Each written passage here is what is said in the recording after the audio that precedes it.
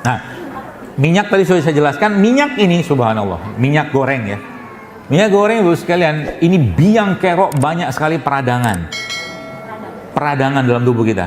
Bukan peradangan kayak orang infeksi tipes gitu, bukan. Selnya meradang di dalam. Itu. Makanya saya sering sampaikan, coba deh kurangin goreng-gorengan apa gitu tuh loh. Dikurangi. Jadi ganti dengan apa? Kukus. Bukan nggak boleh ya. Oh enak banget badan. Ya, kalau sudah peradangan itu sudah berkurang, sel-sel itu sel-sel radang itu berkurang, yang terjadi apa? Yang terjadi nyeri akan berkurang. Nyeri akan berkurang. Misalkan tiba-tiba Anda ngurangi makan gorengan misalkan ya, yang minyak itu dengkulnya yang sakit, tangan yang sakit itu udah mulai berkurang nyerinya tuh. Karena dia salah satu biang keroknya penyebab radang. Itu. Berarti boleh nggak kita tetap, kalau saya tetap pengen goreng gimana? Caranya gimana? Bismillahirrahmanirrahim. Cek. Kurang kencang kan? Baik, bismillahirrahmanirrahim. Assalamualaikum warahmatullahi wabarakatuh. Alhamdulillah wassalatu wassalamu ala rasulillah wa ala alihi wa sahbihi wa mawala. Asyhadu an la ilaha illallah wahdahu la syarikalah wa asyhadu anna Muhammadan abduhu wa rasuluhu biya ba'la. Allahumma shalli wa sallim ala nabiyyina Muhammad wa ala ali Muhammad kama shallaita ala Ibrahim wa ala Ibrahim innaka Hamidum Majid. Allahumma barik ala Muhammad wa ala ali Muhammad kama barakta ala Ibrahim wa ala ali Ibrahim innaka Hamidum Majid. Baik,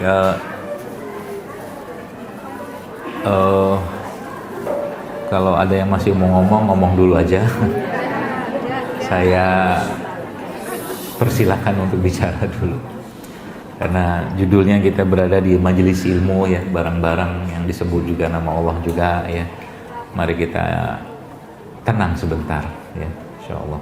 Mudah-mudahan Allah berkahi majelisnya. Baik, auzubillahi minasyaitonir rajim. Bismillahirrahmanirrahim. Qul in kuntum tuhibbunallaha fattabi'uni yuhibbukumullahu wa yaghfir lakum dzunubakum wallahu ghafurur rahim. Wa qala aidan al-yawma akmaltu lakum dinakum wa atmamtu 'alaikum ni'mati wa raditu lakumul islami dina. Jamaah yang dirahmati Allah Subhanahu wa taala, kita bersyukur, sangat-sangat bersyukur ya pada Allah Subhanahu wa taala di sisa-sisa kehidupan, di sisa-sisa dunia ini Allah masih berikan satu nikmat yang menurut saya nikmat tersebut tidak akan bisa digantikan oleh apapun. Karena sekelasnya Nabi SAW saja, ketika beliau SAW mendoakan pamannya beliau Abu Thalib ya, ternyata Allah tidak menerima permintaan doa dari Nabi SAW. Sehingga kita tahu bahwa orang yang baik itu, Abu Thalib itu orang yang baik ya, yang menjaga Nabi, merawat Nabi, melindungi Nabi itu ternyata mati ya, meninggal dalam keadaan dia tidak beriman pada Allah Subhanahu wa taala. Maka nikmat iman itu atau nikmat Islam itu menjadi suatu hal yang mahal ya, mahal, sangat mahal. Teman sayangnya kita seringnya itu nggak merasakan mahalnya itu kayak apa ya. Kita rasa kita itu kan kadang-kadang kita hanya letakkan pada sesuatu yang sifatnya materi, fisik saja. Bahkan kalau itu nggak diberikan oleh Allah Subhanahu wa taala, kita seperti merasa kita orang yang paling rugi, atau mungkin Allah nggak sayang dengan kita, padahal justru malah dibalik itu ada sesuatu yang jauh lebih mahal. Contoh yang mencontoh, ketika kita meminta pada Allah untuk diberikan atau dibelikan rumah oleh Allah misalkan ya, kita doa setahun, 2 tahun, 3 tahun ya, kita berdoa dengan merengek-rengek minta sama Allah untuk diberikan rumah oleh Allah. Kalau saya tanya kepada Bapak Ibu sekalian, kepada jamaah sekalian, maka pertanyaannya, apakah kebahagiaan yang akan kita rasakan itu adalah saat rumah itu sudah diberikan oleh Allah? Maka jawabannya iya. Ya kan, kita bahagia. Ya. bahagialah bahkan ketika rumah itu sudah ada di depan mata kita, yang entah kita belinya seperti apa nggak tahu lah, pokoknya intinya dapat rumah itu aja. Tapi satu hal yang kita nggak atau belum paham, justru malah kalau kita ngulik lebih dalam lagi ya tentang kebahagiaan itu, justru malah kebahagiaan itu sudah dimulai saat Allah mengilhamkan kita ya, memberikan petunjuk kepada kita untuk apa? Untuk berdoa minta rumah. Itu udah bahagia sebenarnya. Ya cuman kita menyempitkan kebahagiaan tadi ya, sehingga kebahagiaan yang besar yang akan kita rasakan itu justru malah pada saat rumah itu sudah kita dapatkan. Padahal ketika kita berdoa minta sama Allah ya untuk diberikan rumah tadi itu, maka itu sudah awal kebahagiaan yang sangat berlimpahnya luar biasa. Ya makanya banyak orang yang sudah paham kaidah ini malah justru mereka itu berbahagia justru malah ketika mereka dapat ujian. Kenapa coba? Karena saat mereka diberikan ujian oleh Allah Subhanahu wa taala, jadi mereka sangat dekat dengan Allah. Kan gitu. Justru malah kadang-kadang ketika kita tuh nggak ada ujian, nggak ada musibah, nggak ada cobaan, ya doa kita datar, sholat kita datar, ngaji kita datar, nggak ada rasa, kan gitu kan. Makanya bicara tentang iman itu, Bapak sekalian, jamaah sekalian, menjadi sesuatu yang tidak akan bisa dinilai oleh apapun gitu kan, nggak bisa ya. Bahkan contoh ya, kalau kita tahu misal ya laki-laki ya, yang khususnya yang kalau misalkan ini nilai secara syariat, Nabi katakan bahwa sholat ya, laki-laki itu yang sholat di shaf pertama itu tuh dia, yaitu shaf terbaiknya laki-laki, itu shaf pertama. Shaf terbaik perempuan paling belakang. Nah itu, jangan salah ya. Nah, laki-laki yang sholat di shaf pertama itu ya, ibaratnya dia mendapatkan, kalau sekarang itu mungkin ya mobil-mobil mahal gitu loh, mobil Mercy lah, BMW segala macam gitu kan ya. Itu bisa dinilai nggak? Ya itu kan ilustrasi saja, bahkan dapat, kata Nabi itu kan dapat unta merah, unta apa gitu-gitu loh bahasa hadisnya kan. Maka kalau ini jamaah sekalian kita pahami dengan rasa iman kita, maka akan ada sesuatu rasa di situ yang bahkan kita nggak mau kasih shaf pertama itu kepada orang lain. Kenapa? Mahalnya luar biasa. Makanya masuk juga kalau kita bicara tentang keimanan kita ya.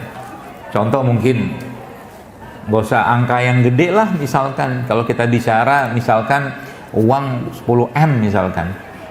Uang 10M bagi saya, bagi Anda gede lah, besar sekali uang itu gitu kan.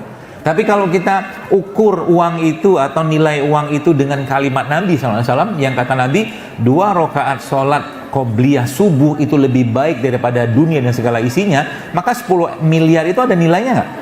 Ada. Pertanyaan berikutnya, kalau ditantang lagi atau kita ditantang katakanlah gitu ya, apa tantangannya misalkan? Tantangannya misalkan ada orang mau kasih uang 10 miliar kepada kita, tapi syaratnya apa? Syaratnya jangan sholat qobliyah subuh. Pilih mana? Anak lagi butuh sekolah, suami lagi sakit misalkan. Coba. Kita bisa aja di majelis ini ngomong enggak. Tapi ketika duit itu ada di depan kita, belum tentu. Qobliyah subuh tidak apa-apa lah, dapat 10 miliar, apalagi masuk setan lagi. Nanti kamu bisa pakai buat sedekah kok. Di situ tuh yang Allah ingin apa, meskipun nggak bakal bisa dinilai juga, dunia dan segala isinya ini kan lebih baik loh. Sholat qobliyah subuh itu gitu loh. Nggak bisa dinilai dengan angka 10 miliar yang kecil yang minta ampun kayak begitu, nggak bisa. Ya. Maka yang diajarin sama Allah apa di situ sebenarnya? Yang diajarkan sama Nabi apa? Dengan kalimat tadi. Yang diajarin itu bukan nilainya, tapi mentalitas kita sebagai muslim, sebagai mukmin itu harus punya mentalitas kaya. Itu maksudnya. Ya, karena mau 100 triliun pun, 1000 triliun pun dunia ini nggak ada nilainya dengan itu gitu loh. Kalau babnya, kalau misalkan nih kita bicara tentang keimanan, ya. Contoh misalkan mau digadai surga itu dengan uang 1000 triliun, mau? Nggak mau. Itu kan jauh banget di sana masih kan. Tapi babnya di dunia ini kadang-kadang surga itu kita nggak rasakan di sini, vibrasinya kita nggak rasakan, ya. Getaran-getaran surga itu kita nggak rasakan di situ, gitu kan. Bahkan kita nggak ngerasakan getaran saat kita ngobrol, berdialog dengan Allah dalam sholatnya kita. Kita nggak ngerasain.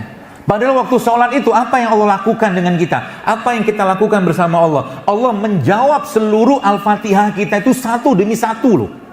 Sudah tahu semua hadisnya kan? Ketika kita membaca Alhamdulillahirrabbilalamin, segala puji bagi Allah. Allah mengatakan, hambaku telah memujiku. Satu-satu.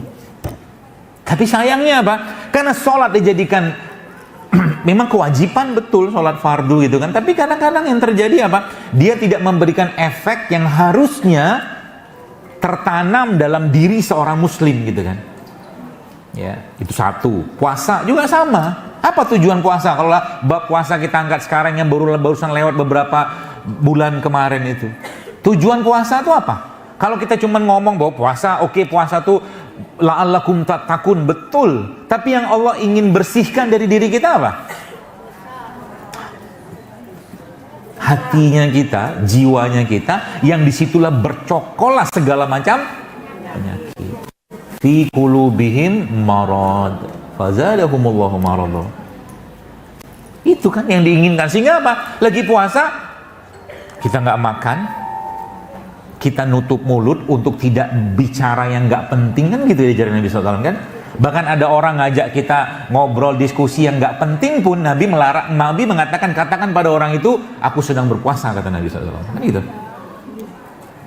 Itu aja dua kaidah itu dipakai, sehat lah kita. Apa dia? Kurangi makan, kurangi bicara, sehat, percayalah. Kurangi makan, kurangi bicara. Ini bener loh. Bahkan ulama-ulama sekali yang saya pernah baca itu, Fudail bin Iyad itu mengatakan, Fudail bin Iyad rahimahullah mengatakan, beliau mengatakan bahwa salah satu, lihat, mungkin kita bicaranya dari perspektif fisik, kan gitu. Tapi orang-orang begini mengatakan apa? Beliau mengatakan bahwa banyak bicara, gitu kan, dan banyak makan itu melemahkan iman. Coba, kan nggak masuk di kita. Apa ceritanya? Tapi kalau saya jelaskan, mungkin dengan apa ya, bahasa-bahasa kebumian, mungkin kita bisa lebih paham. Contoh begini. Lebih gampang kita menangis ya kepada Allah, ya untuk Allah, lagi sholat, lagi doa misalkan gitu ya, saat kita sedang banyak makan atau sedang lapar. Lebih mudah kita itu ter-online dan inline sama Allah dalam kondisi kita lapar. Percayalah. Makanya Ibnu Qayyim al-Jauziyah rahimahullah mengatakan bahwa salah satu banyak sebab lemahnya iman itu makan banyak, ngomong banyak yang nggak penting, ya, bergaul dengan orang-orang yang tidak bermutu. Tidak bermutu itu maksudnya gimana? Ya obrolan itu aja, ngomongin orang gitu kan, macam dia sudah bersih saja, ya gitulah. Itu mempengaruhi kita, iman kita. Bahkan Nabi pun mengatakan apa? Iman kalian tuh bergantung dengan siapa kalian bergaul. Iman loh. Makanya pilih-pilihlah teman. Kalau teman yang tiap hari isinya keluhan saja, ya berteman nggak apa-apa, jangan diputuskan perukhuwahannya, nggak apa-apa. Tapi bukan teman dekat, gitu loh. Ya, makanya Islam itu memberikan. Tadi kan saya jelaskan di awal tadi, al-yauma akmaltu lakum dinakum wa atmamtu 'alaikum ni'mati wa raditu lakum islami dina. Bahwa sesungguhnya agama ini sudah sempurna. Ya. Allah Subhanahu wa taala telah menyempurnakan agama Islam ini sehingga kebutuhan kita untuk hidup di dunia ini semua sudah dijelaskan oleh Allah sedetail-detailnya. Detail nggak? Nah, motong kuku ada caranya. Ya kan? Dari jari mana ada caranya. Ketika bercermin ada doanya. Masuk kamar mandi ada doanya. Keluar kamar mandi ada doanya. Semua ada doanya. Semua ada panduannya. Jadi kalau kita, terutama yang sudah, ya apa ya, sepuh-sepuh gitu ya, mohon maaf. Itu kadang-kadang kita tuh, ya Allah, saya kadang-kadang mikir ya, berantakannya banget hidup kita tuh kalau nggak ada agama, beneran loh. Contoh mungkin kalau bab tentang pergaulan laki dan perempuan tuh tidak dibatasi secara syariat, nauzubillah min zalik, zina orang di mana-mana. Maka dibatasi sama Allah, dikasih arahan, dikasih larangan, dikasih aturan. Supaya apa? Supaya diikutin. Buat apa? Buat dia bisa menjalankan peran dia di muka bumi ini dengan baik. Kan gitu tujuannya. Bayang aja misalkan nauzubillah min zalik, kan begitu yang terjadi di zaman apa kata orang barat itu kan dark ages gitu loh. Masa kegelapan itu. Sebenarnya di masa Islam saat itu masa terang benderang, mereka yang gelap. Zaman itu, di peradaban barat itu apa yang terjadi bos sekarang? Wah, subhanallah ya.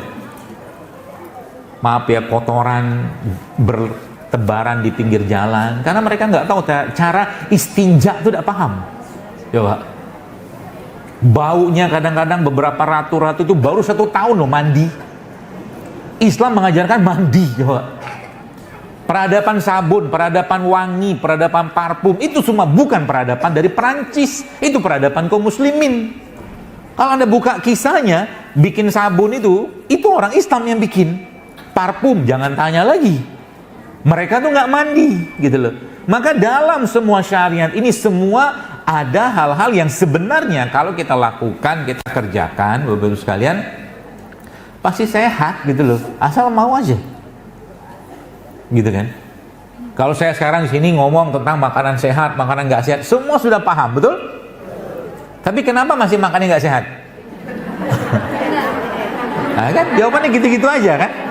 Enak lah, apalah segala macam, nggak berubah-berubah. Sehingga apa? Yang terjadi ketika Ramadan sama, nggak ada perubahan makanan yang lebih baik saat Ramadan dibandingkan dengan 11 bulan, betul? Sehingga akhirnya apa? Jalan susah, umur 30-40 tahun sudah kena diabetes, dengkul sudah sakit, gitu kan?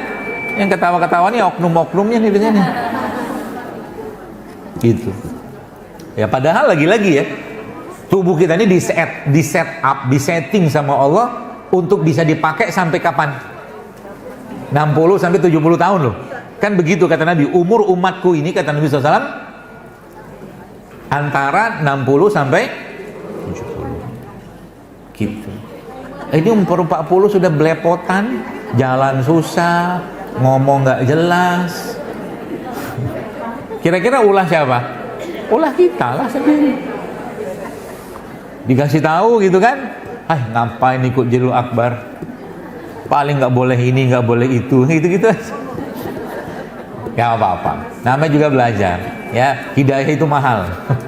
Ya, banyak orang yang apa ya butuh waktu memang, akhirnya mereka tuh baru akhirnya memutuskan untuk ya hidup sehat gitu kan. Contoh mungkin tadi banyak yang bilang dengkulnya sakit apa segala macam, gampang banget ngobatinnya beneran. Dengkul tuh kan udah kepo langsung kan. Saya punya banyak rahasia yang saya nggak mau buka semua. Nanti kalau saya buka semua Anda sehat, repot saya. Jadi mau sehat atau mau nggak sehat? Serius? Janji ya? Allah saksinya ya? Kalau dilanggar gimana? Sholat taubat lagi gitu kan? Allah kan maha pemaaf, maha penerima taubat, kan gitu aja kerjaan kita kan? Saya bener tanya loh, Anda mau sehat? Mau ikutin arahan saya? Beneran? Oke, catat baik-baik. Catat baik-baik, mulai hari ini kerjakan. Kalau dilanggar, Anda bohong. Baik kan? Ya kan? Udahlah gitu aja biar gampang. Paling-paling, bukan paling-paling, kan ditunjuk nih kasih resep apa lagi dokter kan gitu kan? Padahal obat paling mudah itu apa? Bahagia. Bahagia. Betul. Tapi masalah kita definisi bahagia kita tidak paham. Itu masalahnya. Ketika anak selesai sekolah wisuda, bahagia kita. Itu memang bahagia? Seneng kali ya? Beda soalnya. Ya, bahkan bahagia itu tidak ada sangkut paut dengan kesusahan kita, beneran. Baik, saya tanya begini. Haji yang ngantri 15 tahun, 20 tahun itu kan, mohon maaf, maktabnya kan jauh, pahalanya besar, capek nggak? Capek. Udah kadang-kadang ada masalah ini, masalah itu, apa segala macam gitu kan. Jadi harus banyak-banyak sabar. Pokoknya banyak kesusahan yang dia rasakan selama di sana, katanya gitu. Apalagi haji yang orang zaman dulu yang naik kapal. Lebih susah nggak? Tanyalah sama orang-orang dulu yang naik kapal, pergi haji segala macam itu. Mau pergi lagi nggak? Mau. Susah nggak padahal? Susah. Kenapa mereka mau pergi lagi? Nah, itu ilmunya. Jadi kalau bahagia itu, kalau Anda benar-benar mau ngerasakan bahagia, maka kalau bahagia itu dilekatkan dengan syariat, itulah kebahagiaan yang hakiki. Itu satu kaidahnya. Jadi kalau mau hidup kita ini, orang bahagia itu sehat nggak? Sehat. Artinya, tadi kan saya bilang, kebahagiaan itu harus dilekatkan dengan syariat. Tanpa dilekatkan dengan syariat, itu kebahagiaan dunia, kebahagiaan semua, atau mungkin bahasa kita tuh kesenangan saja sebenarnya. Itu. Ya. Dan biasanya lama nggak? Lama. Kesenangan nggak lama. Beli rumah paling seminggu, sebulan, berapa lah. Beli mobil gitu kan. Anak wisuda atau gini-gini, sebentar, percaya. Tapi kalau kebahagiaan yang berhubungan dengan syariat, itu memorinya tidak akan bisa tergantikan oleh apapun, dan dia tetap stabil kebahagiaannya. Contoh. Kalau Anda ingat sholat, Bapak Ibu sekalian, jamaah sekalian, sholat yang dimana saat sholat itu Anda baru takbiratul ihram saja udah nangis gitu loh. Baca Al-Fatihahnya nangis, lagi on banget sama Allah gitu ya. Baca Al-Fatihahnya, baca suratnya, kemudian dia rukunya juga nangis. Ya, nangisnya kenapa? Nggak tahu juga, pokoknya nangis aja. Gitu kan? Kalau saya jelasin nangisnya kenapa, Anda bisa nangis beneran. Pengen tahu kenapa nangisnya? Saya kasih tahu. Dengerin baik-baik. Kita nih hidup di dunia tanpa modal loh. Tanpa modal sama sekali. Bapak kita itu milik Allah, ibu kita milik Allah, anak kita milik Allah, rumah kita milik Allah, jantung kita milik Allah, mata kita, semua milik Allah. Ada yang punya kita? Udah kayak begitu, yang ditugaskan oleh Allah, diamanahkan kepada kita cuman satu, suruh ngapain? Ibadah, titik. Udah nggak ada modal, suruh ibadah, jaminannya surga. Kan kurang ajar banget, nggak sopan banget kalau seandainya sholat itu, sholatnya aja nggak ada rasa. Dikasih kesempatan sholat saja, udah Masya Allah. Bener loh. Itu maksud saya, kita nggak ngerasain itu gitu. Saya ngomong gini sebenarnya nahan rasa. Aslinya pengen nangis, malu gitu sama Allah. Anda bisa datang ke sini, Anda bisa sholat, Anda baca Quran. Itu apakah karena Anda punya mata? Bukan. Wallah, karena Anda dikehendaki Allah untuk bisa sholat, titik. Kita bisa beristighfar bukan karena kita punya lisan, tapi Allah berkehendak lisan kita mengucapkan istighfar itu. Subhanallah. Itu yang hilang di kita. Malu kita. Sehingga sholat kita tanpa rasa, ngaji kita tanpa rasa, doa kita tanpa rasa. Yang dipikirin apa? Kapan dikabulin? Ini kewajiban, gugur kewajiban. Nggak apa-apa, itu boleh. Cuman yang terjadi apa? Bawa mikir, bahwa udah nggak ada modal, disuruh ibadah doang, jaminannya surga, itu aja pelit banget mengerjakan, nyari sholat yang cepat-cepat, doa yang cepat-cepat, nggak ada nikmat, nggak ada rasa. Subhanallah. Malu kita. Malu sejadi-jadinya. Padahal amalan yang pertama saja, kalau bab tentang amalan yang pertama kali dihisab sholat. Gak apa-apa, berarti sholat, kalau sholat saya lagi nggak ada hati, nggak ada rasanya, nggak apa-apa, tetaplah kerjakan karena itu tetap ada ganjarannya, gitu. Ya, jadi Masya Allah ya, jadi agama ini loh Ustaz, subhanallah ya, memberikan pedoman yang Allah Akbar. Itu saya bilang tadi, Alhamdulillah binikmati iman wa Islam, kan gitu kan. Ya Allah, segala puji bagi atas nikmat iman. Dan artinya perangkat-perangkat kita untuk hidup sehat di situ semuanya ada. Tidak mungkin nggak ada. Kenapa? Untuk mengerjakan sholat berdiri itu butuh kaki yang kokoh. Itu loh. Untuk pergi sa'i, haji, umroh segala macam itu butuh badan yang sehat. Hampir semua kebutuhan kita untuk melaksanakan ibadah itu harus dalam kondisi badannya yang sehat. Itu sebabnya pagi-pagi kita sudah doa, minta sama Allahumma inni as'alukal afwa wal afiyah fid dunya wal akhirah. Kan gitu kita minta kan? Tapi apa yang terjadi? Makan pagi berantakan, makan siang berantakan, malam pun berantakan, tidur berantakan, puasa jarang, olahraga jarang. Nanti dapat surat di sini ada satu pertanyaan, dok, bagaimana ngobatin kolesterol? Ya, ya, itu aja, tidak apa-apa, saya sih nggak masalah. Karena pertanyaannya itu lagi. Kalau saya jawab apa? Ngobatin kolesterol paling gampang apa? Banyakin puasa. Gitu. Sekarang ini masalah kesehatan kita itu nggak jauh-jauh dari kebanyakan makan, yang dimakan juga nggak sehat. Udah dua tuh aja. Jadi kalau bagaimana cara kita memperbaikinya? Ya kurangi makan sama makan yang sehat. Titik. Selesai kajian. Itu. Tadi kan janji mau hidup sehat, ya kan? Beneran ya? Saya nggak tagih lah. Kan Allah saksinya, Allah syahid. Yang pertama, ini bukan mengharamkan, nggak boleh, bukan. Saya bilang ini kalimat yang saya pakai, kurangi dulu. Yang pertama, kurangi semua makanan-makanan yang menggunakan minyak goreng. Baru sebentar sudah protes kan? Woi, itu surganya saya itu, gitu kan? Satu, janji ya? Janji. Terus ada yang kan mengurangi. Biasanya sekali makan 20, ya kurangi 1 lah. Lumayan lah. Paling enggak ilmu yang saya ajarkan diamalkan kan gitu. Aslinya tuh gampang banget gitu loh, aslinya kalau mau. Cuman apa? Setan kan nggak suka. Nggak suka Anda sehat. Beneran, setan iblis itu nggak suka Anda sehat. Kalau Anda sehat, kita sehat, amal ibadah kita pasti sempurna. Beneran loh. Itu yang pertama. Yang kedua, kurangilah semua yang menggunakan bahan baku terigu.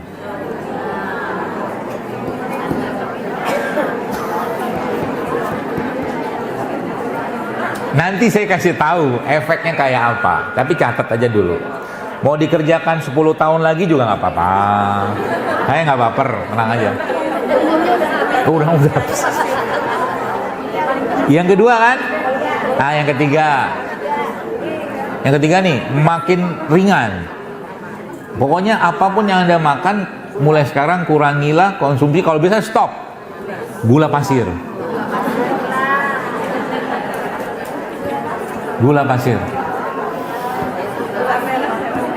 Yang keempat, ntar kita cari, nanti saya habis ini saya ajarin substitusinya, penggantinya. Sekarang ini kan judulnya mau komitmen, mau hidup sehat. Yang keempat, cobalah kurangi nasi. Oke. Sampai situ dulu. Berarti kami nggak makan nasi. Nah, saya jelasin ilmunya, ya. Jadi sebenarnya kalau kaidah ini Anda pakai, Bapak-Ibu sekalian, itu Masya Allah mudah banget. Saya ketemu orang-orang yang kayak begini, ngelakuin begini 2 minggu, 1 bulan aja, badannya lebih enteng, dengkulnya sudah mulai enak, ngerjain itu doang loh. Beneran. Ya. Nah, lalu kan pertanyaan berikutnya. Terus, contoh nih. Nanti baru saya ajarin ininya. Kalau ini dikerjakan dulu. Ya, termasuk semua makanan-makanan olahan, makanan-makanan kemasan. Stop. Ya. Jadi kalau misalkan ibu-ibu pengen beli ikan, pergi beli ke pasar ikannya, beli ikan di pasar, masak, itu maksudnya. Nggak usah gaya-gayaan frozen-frozenan. Bukan nggak boleh, lebih bagus yang fresh. Itu maksud saya. Yang makanan-makanan dibekuin segala macam tuh kalau darurat bolehlah pakai. Hari-hari jalan. Nah, itu kan 4 tuh. Saya kasih tahu lagi berikutnya. Masih banyak ini kaidahnya. Tiap hari berjalanlah 30 menit. Tiap hari. Jalan kaki, bukan dibonceng pakai motor. Bukan. Jalan kaki. Beneran? 30 menit. Kalau mau lebih advance kayak ke depan gitu, sehari itu 9.000 langkah, sekitar 7 kiloan itu. Jauh, paling 1 kilo minta jemput.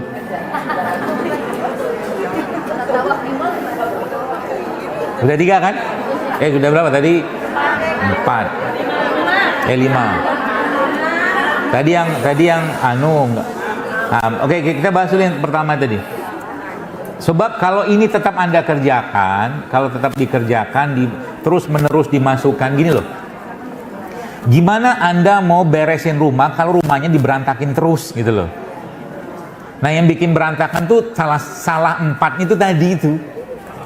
Terutama kalau dari 2 tadi itu, kalau boleh saya tarik, yang paling agak berat tuh memang di gula sama minyak. Beneran itu. Itu paling berat 2 itu. Nanti saya ajarin caranya ya. Nah, kenapa? Baik, saya kasih tahu ilmunya. Gini, tubuh kita nih di setup sama Allah, di set up sama Allah itu, dia sebenarnya tahan banting gitu loh. Tahan banting, tapi catatannya apa? Tahan bantingnya kalau dia bisa kalau dia digunakan sesuai dengan kaidahnya. Kaidah itu kadang-kadang kalau ajarkan, contoh begini, dok saya belum bisa meninggalkan nasi, nggak apa-apa. Tapi ingat, orang dahulu kala udah ngajarin kita cara makan karbohidrat yang benar. Mau tahu caranya? Baik. Ingat kalau orang makan getuk. Getuk tuh makannya pakai apa? Getuk makannya pakai kelapa, ya kan? Getuk itu kan dari singkong. Nah, kelapa itu lemak, ya. Kelapa itu lemak, maka lemak itu ketika ketemu karbohidrat, kan singkong karbohidrat tuh. Yang terjadi, dia tidak akan menyebabkan lonjakan gula dalam tubuh kita. Oke? Berarti salah satu kaidahnya kita untuk mencegah gula darah kita tuh langsung lonjak setelah kita makan karbohidrat. Kenapa saya tadi mengatakan kurangi nasi? Karena nasi yang ada zaman sekarang, berasnya itu sudah kehilangan serat. Gitu. Zaman dulu orang masih makan beras pecah kulit. Betul kan? Beras pecah kulit itu kan beras yang digilingnya cuma sekali doang lah. Masih ada seratnya. Zaman sekarang karena permintaan manusia sekarang, akhirnya digiling luar biasa sehingga beras itu kehilangan seratnya. Ya. Maka serat inilah yang kita butuhkan sebenarnya. Maka orang zaman sekarang ketika makan nasi ya, yang terjadi adalah gulanya naik cepat, apalagi nasinya banyak.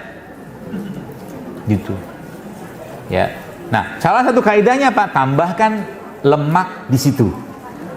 Nah, saya kasih tahu lagi ilmunya. Berarti caranya gampang. Makanya agama ini, insya Allah, udah dimudahkan buat kita semua untuk mengamalkannya. Jadi kalau misalkan bab tentang pernasian ini kita mau ulik-ulik sekarang, dok saya nggak makan nasi, nggak apa-apa, tetap makan nasi, silakan aja. Tapi jangan banyak-banyak. Kalau pakai aturan orang-orang kayak kita sekarang ini, nggak usah banyak-banyak juga, sehari itu. 1 kepel sehari cukup. Tapi supaya dia tidak memberikan efek yang cukup berat buat tubuh kita sehingga nanti terjadi lonjakan gula tadi, campurkan serat di situ. Serat yang paling mudah adalah campurkan minyak saja di situ. Mau zaitun kek, VCO kek, campurkan di situ. Itu satu. Yang kedua apa? Campurkan biji-bijian di situ. Kacang hijau, kacang tanah, atau sekarang kan ada tuh produk yang isinya biji-bijian tuh, yang dicampurkan ke nasi tuh. Nggak usah sebut lah mereknya apa, itulah. Itu juga bagus. Ya. Itu akan menyebabkan apa? Menyebabkan atau membuat si nasinya tadi tidak terlalu menyebabkan gula darah tubuh kita tuh naik. Nah itu. Gitu. Gampang? Gampang. Atau kalau nggak makan nasi gimana? Makan ubi aja. Ubi-ubian itu. Ubi cilembu kayak ubi jalar kayak segala macam. Makan sama kulit-kulitnya. Cuci bersih, dikukus. Selesai. Emang harus dikupas? Enggak kan? Kentang itu kalau Anda makan kentang sama kulitnya jauh lebih baik, percayalah. Bersihkan kentangnya, buang semua tanah-tanahnya itu, lalu kentangnya dikukus sama kulit-kulitnya. Itu bagus. Berarti duren juga dok. Duren belum tahu saya. Tapi kulit duren itu kan memang bagus, yang bagian putihnya itu kan. Nah itu bab tentang pernasian. Sehingga nanti berarti saya nggak boleh makan nasi, pilihannya banyak. Kalaulah tetap pengen makan nasi, nasinya kasih nasi yang berserat. Sudah saya jelaskan tadi, kasih minyak di situ, ya kan, atau mungkin kasih rempah juga nggak apa-apa. Anda campur kayak nasi liwet gitu loh. Ada jahe, ada serai, ada apa gitu, masukinnya cemplung gitu. Ya, tuh yang satu. Kemudian yang kedua, gula pasir. Oke. Ini sebenarnya pelajaran lama, tapi tidak apa-apa, kita ulang lagi aja. Gula pasir nih.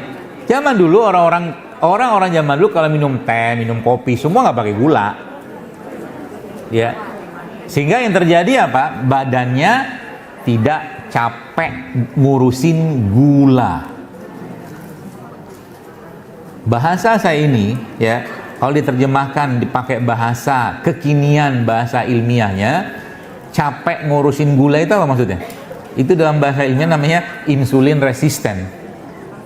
Insulin resisten. Insulin resisten itu biang kerok hampir puluhan, atau bukan hampir, puluhan penyakit-penyakit berat. Itu insulin resisten. Ya. Caranya gimana? Supaya dia tidak menjadi resisten. Jadi resisten itu gini. Begini ilustrasinya. Di tubuh kita itu ada satu hormon. Hormon itu namanya pankreas. Pankreas ini fungsinya apa? Fungsinya memasukkan gula ke dalam sel dari dalam darah pankreas. Dia menghasilkan insulin. Nah, insulin inilah yang nanti akan menghasilkan atau menjadikan gula dari dalam darah itu masuk ke dalam sel. Nah, yang terjadi apa? Kalau pankreas atau insulinnya sudah loyo, nggak ada tenaga dia, nggak ada punya kekuatan, dan terjadi apa? Yang terjadi dia sudah tidak punya power lagi ngedorong gula tadi masuk ke dalam sel. Itulah namanya insulin resisten. Paham ya sampai sini ya? Penyebabnya insulin resisten itu apa? Kebanyakan gula. Kebanyakan gula. Oke, gula pasir itu masuk di situ satunya. Berikutnya apa? Terigu itu kan gula. Terigu itu kan nggak ada serat. Masalahnya kita yang kita makan gula-gulaan karbohidrat itu sebagian besar nggak ada serat lagi. Itu masalahnya. Sehingga yang terjadi apa? Loyo lah si pankreas itu. Sehingga ketika gula darah seseorang itu meningkat luar biasa, dia tidak punya lagi kemampuan dorong.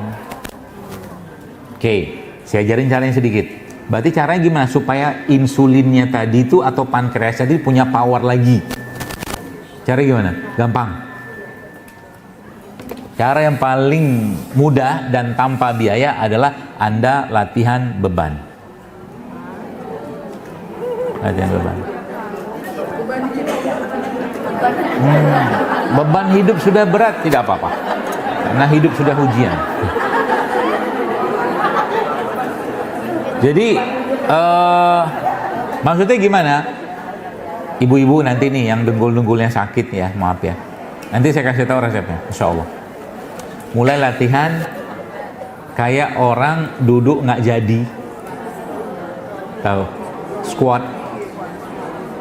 Mulai latihan kayak orang duduk nggak jadi, orang ini kan bang, misalkan orang mau duduk gini kan, berdiri kan begini tuh pokoknya itu. Tapi nggak jadi, sampai sini doang naik lagi. Coba kerjain tiap hari itu. Mulai dari misalkan pas bagian sakit naik lagi. Nggak kuat gitu kan, pegangan aja dulu, pakai bar, tiang apa gitu kan. Pegangan itu. Latihan itu tiap hari. Bapak-bapak gimana caranya? Kalau ibu-ibu juga mau ngerjain juga nggak apa-apa. Bagaimana cara meningkatkan meningkatkan atau membuat toleransi gula itu bagus, kan bahasa saya tadi latihan beban. Terus kalau bapak-bapak gimana? Paling gampang push up aja. Tiap hari push up. Kalau bisa satu hari itu 100 kali push up, itu Masya Allah. Satu hari. Artinya, misal nih, habis sholat, habis zikir, habis sholat fardu, habis zikir itu, Anda push up 10 kali, kemudian istirahat sebentar, push up lagi 10 kali. Kalau nggak kuat, nggak apa-apa, sekuatnya aja. Sampai terasa pegel. Kalau sudah terasa pegel, nanti lama-lama akan terbentuk otot yang baru. Otot yang baru itulah nanti akan memecah gula di dalam tubuh kita. Gampang kan? Itu maksudnya. Berarti lari bagus nggak? Bagus. Tapi kalau mau dapat lebih banyak kekuatan dalam tubuh kita yang sekarang ini sekalian, untuk memecah gula tadi, perbanyaklah massa otot. Kita kan nggak memperbanyak massa otot, tapi memperbanyak massa lemak. Ya kan?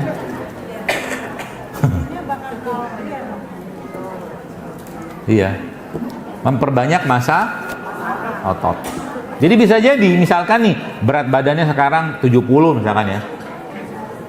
Dicek tuh pakai, kan ada banyak tuh sekarang tuh timbangan apa-apa, nanti ketahuan tuh massa ototnya katakanlah berapa tuh. Kecil lah gitu kan, saya lupa angkanya berapa tuh. Nah, lama-lama dengan berat yang sama, nanti ada alat ukurnya, saya lupa itu. Dengan berat badan yang sama, massa lemaknya berkurang, tapi massa ototnya bertambah, tapi berat badannya tetap stabil. Itu oke. Itu maksudnya. Kalau cuman ngejar berat badannya turun, itu gampang. Anda kerjain 4 ini, Anda kerjakan aja tiap hari 2 minggu, turun berat badan, percayalah. Gampang banget. Cuma pertanyaannya, habis turun berat badan mau ngapain? Gitu kan? Kebanyakan orang ketika sudah turun, makanya kalau kalau ikut program-program diet berbayar jutaan segala macam, 4 hal ini aja Anda kerjakan, itu turun sebulan, banyak turunnya, beneran. Ya supaya dia nggak turunnya drastis dan dia tidak membuat badan kita tuh juga lemes karena kebanyakan turun berat badannya, Anda tambahkan atau perkuat massa ototnya. Caranya gimana? Tadi itu, latihan beban. Banyak nggak latihan beban tanpa alat? Tanpa alat loh. Banyak. Squat tadi bisa tuh, push up. Saya dari rumah aja ke sini tadi habis sholat duha ada 35 kali saya sudah push up. Sampai capek, sampai pegel, bahkan kalau benar sampai jatuh sekalian. Gak apa-apa. Kalau bahasanya itu dia sudah capek itu kan bahasa orang-orang apalah, gym apa, robek ototnya, bahasa gitu loh.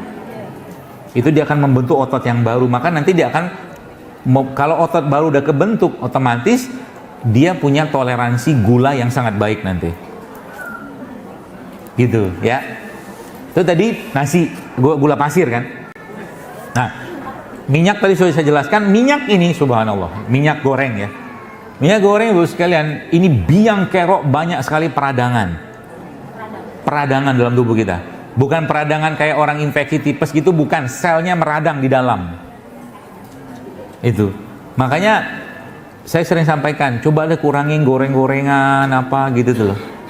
Dikurangi. Jadi ganti dengan apa? Kukus. Bukan nggak boleh ya. Oh, enak banget badan. Ya, kalau sudah peradangan itu sudah berkurang, sel-sel radang itu berkurang, yang terjadi apa? Yang terjadi nyeri akan berkurang. Nyeri akan berkurang.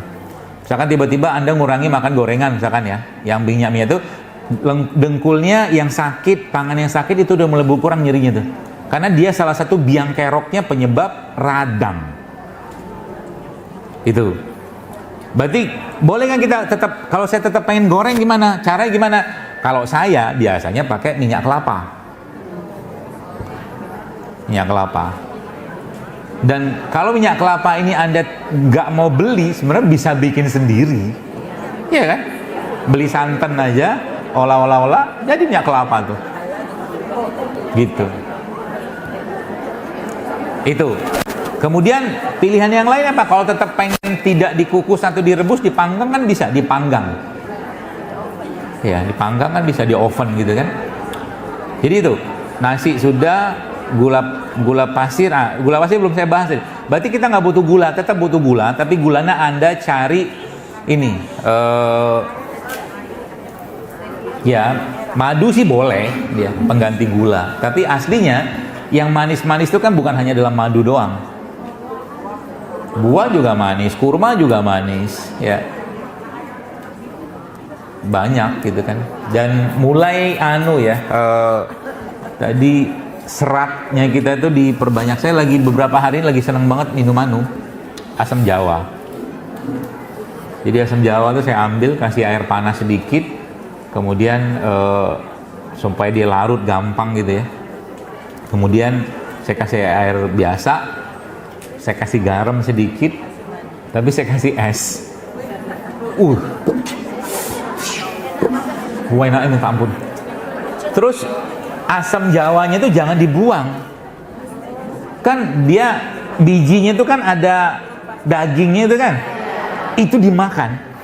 Itu seratnya tinggi banget. Jadi mulut kita kan bergerak membutuhkan aja put gitu kan keluar gitu kan. Itu seratnya tinggi banget. Percayalah itu Masya Allah. Itu salah satu cara kalau yang mohon maaf BAB-nya agak susah. Seratnya tinggi banget. Saya biasa itu jadi sudah kasih air anget, air biasa, saya pakai gula aren. Dipotongin aja gula aren, masukin situ, aduk.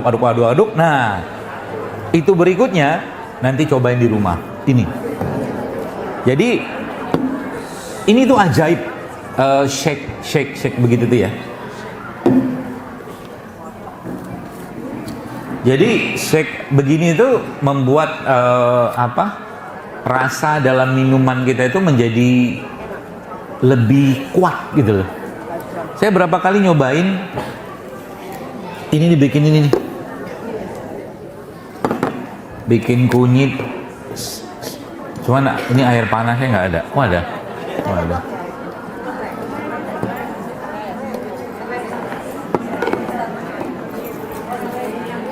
Oh iya.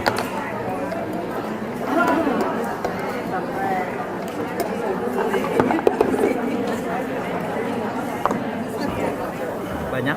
Sedikit aja. Cukup? Dah. Ada sendok. Nanti cobain di rumah. Jadi tadi malam tuh saya bikin asam jawa itu.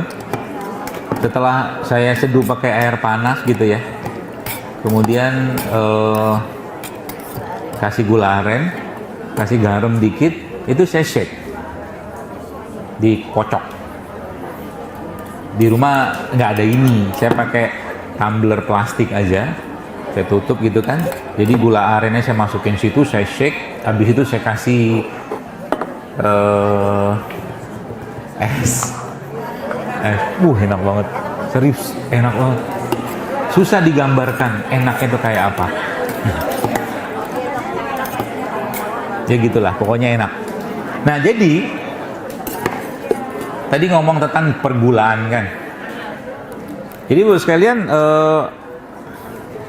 ya tadi ya maksudnya kalau bicara tentang gula itu ya kalau Anda mau jangan banyak. Jadi gula pasir itu memang termasuk salah satu biang kerok peradangan sebenarnya. Ya. Berarti kita mau ganti dengan apa? Ini boleh. Jadi sebentar itu dikit-dikit madu, dikit-dikit madu. Itu bagus. Ya. Atau paling enggak gula aren. Gula aren tuh saya kadang-kadang enggak dikasih apa-apa, saya makan gitu aja. Enak loh. Dan bukan biasanya gula aren yang benar itu masih ada serat. Jadi dia tidak akan bikin gula darah kita tuh ngelonjaknya luar biasa. Sama juga kalau kita makan kurma. Makan kurma itu jangan takut gula darahnya naik ke luar biasa, kecuali Anda makan sekilo ya. Kalau makannya 3 butir, 7 butir insya Allah aman. Ya seperti itu. Nah baik. Jadi gula pasir itu Anda ganti dengan madu, gula aren, gula kelapa, gula singkong, itu gantinya. Atau kalau nggak ada apa-apa, nggak usah pakai gula sama sekali. Oke, nih lihat. Saya mau kasih tahu kelakuannya kita, ya. setiap hari yang membuat pankreas kita loyo. Ya. Dan kelakuan ini sadar tidak sadar banyak dikerjakan orang bahkan di pagi hari, di saat tubuh sebenarnya jangan dibebani dengan terlalu banyak asupan gula. Contoh, mohon maaf, pagi-pagi dia makan nasi uduk. Bukan saya melarang makan nasi uduk ya, jangan dipelintir ini. Nasi uduk 1 piring, kadang-kadang 2 centong, 3 centong, ya kan? Lauknya biasa ada bakwan di situ, ada kerupuk di situ, betul kan? Dia minumnya apa? Udah mulai kebayang nggak? Beratnya badan kita itu untuk mengolah gula itu kan kayak air terjun itu. Zup. Tumpahan gula dari makanan tadi. Nasinya sudah gula, bakwannya sudah terigu, gula lagi, ada kerupuk situ, minum teh manis pula. Ya kan? Yang terjadi apa? Pasti ngantuk. Gitu loh. Pasti ngantuk ya, seperti itu. Nah, baik. Jadi si madunya itu si pemanis itu Anda ganti dengan pemanis alami. Pemanis alami. Ingat baik-baik kata-kata saya ini. Jangan terjebak lagi dengan pemanis buatan. Contoh pemanis buatan apa? Banyak.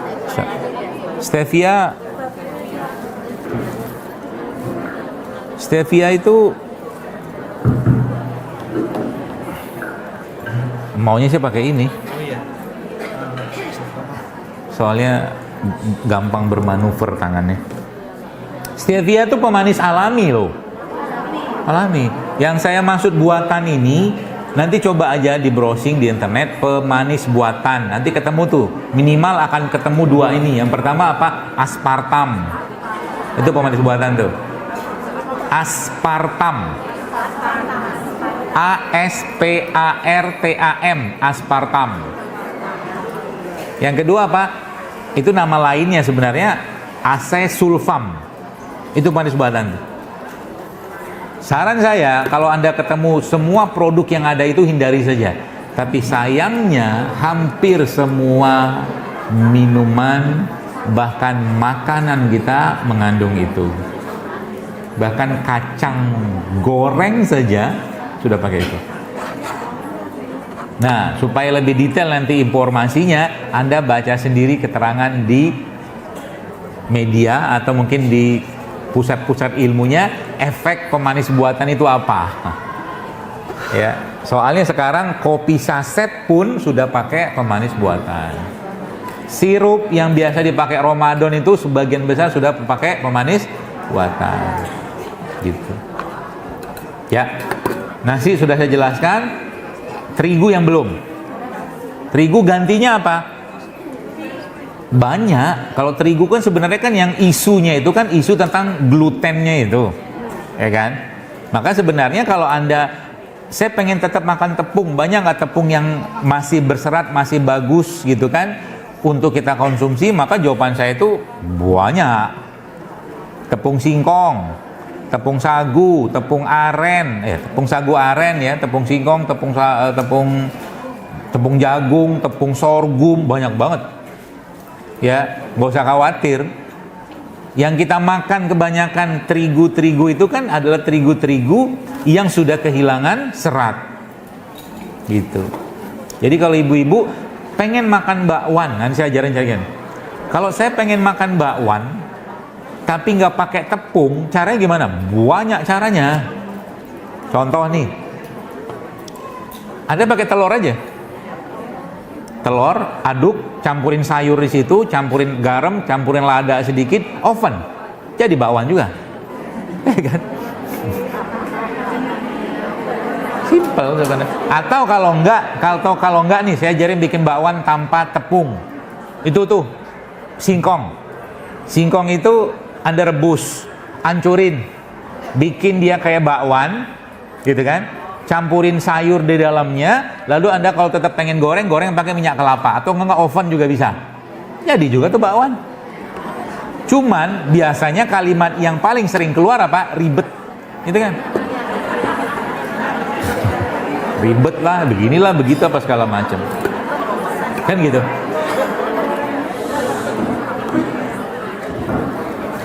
Nah, makanya ya memang ada momen-momen harus ribet memang awal.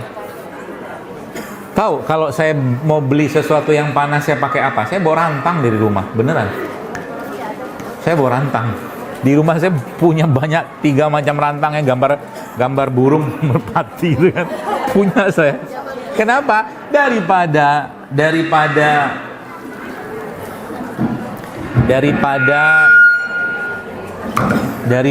saya